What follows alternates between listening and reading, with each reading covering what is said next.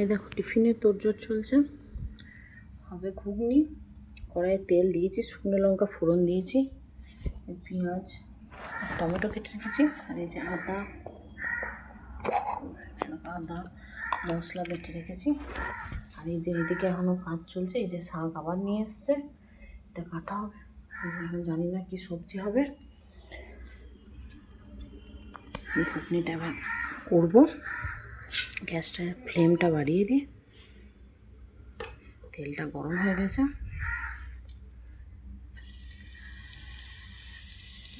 দিয়ে দিই।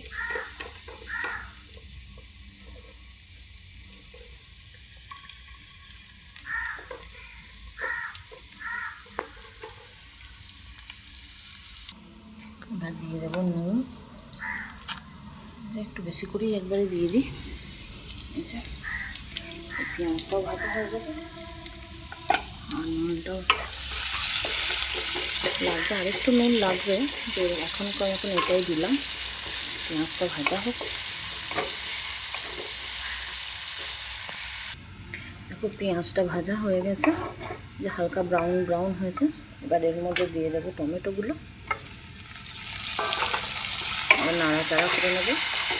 টমেটোগুলো হালকা গলে গেলে তারপর মশলাটা দেবো। দেখো টমেটোগুলো গলে গেছে, গলে মিশে গেছে। গ্যাসের ফ্লেমটা একটু কমিয়ে দিলাম।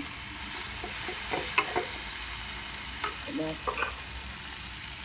মশলাটা দিয়ে দিলাম, আদা আর রসুন আর একটা শুকনো লঙ্কা রেখেছিলাম এর মধ্যে, মশলাটা দিয়ে দিলাম।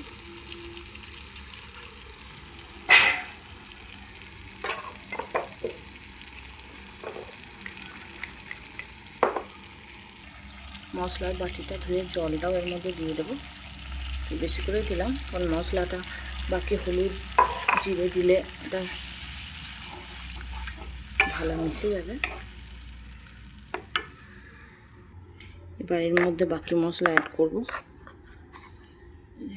দিয়ে দিলাম জিরে গুঁড়ো 1 চামচ, 1.5 চামচের মতন,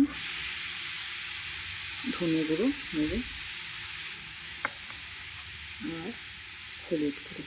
হলুদ গুঁড়োটা পরিমাণ মতন যেমন লাগবে সেরকম দিয়ে দিলাম।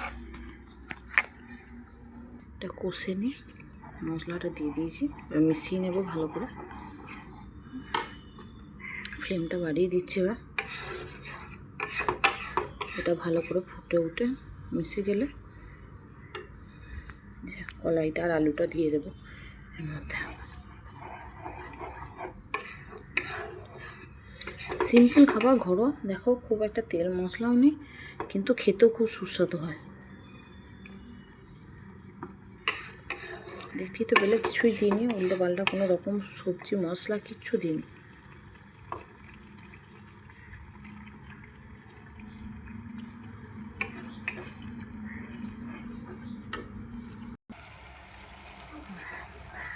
এটা ফুটতে শুরু করেছে, আর একটা সেন্টও বেরিয়েছে। সেন্ট যেটা বেরোয় গন্ধটা, মশলাটা ভাজা আর মিশিয়ে যে গন্ধটা বেরোয়, খুব ভালো লাগে গন্ধটা।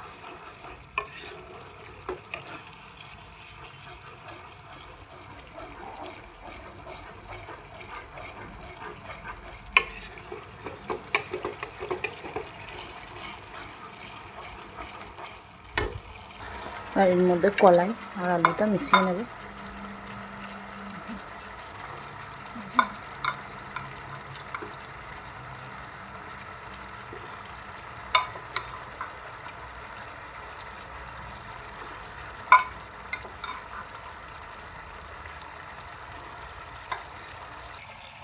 মিশিয়ে নিচ্ছি ভালো করে।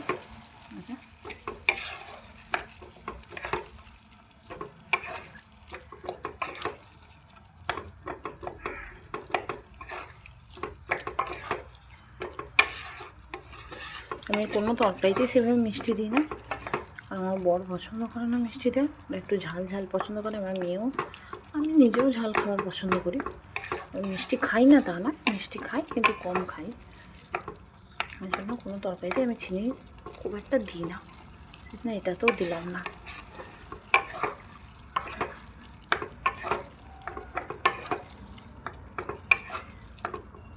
নুনটা একটু কম বন্ধুরা, নুনটা একটু কম লাগছিল, তাই এই যে একটু নুন মেশালাম। এ দেখো, এটা মোটামুটি দেখো গায়ে মাখা করা হয়ে গেছে। এবার জল দিয়ে দেবো। এই যে একটু জল, এই যে কলাইটা আর আলুটা সিদ্ধ করার জলটা আছে ওটা মিশিয়ে দেবো, সঙ্গে একটু সাদা জলও মেশাবো।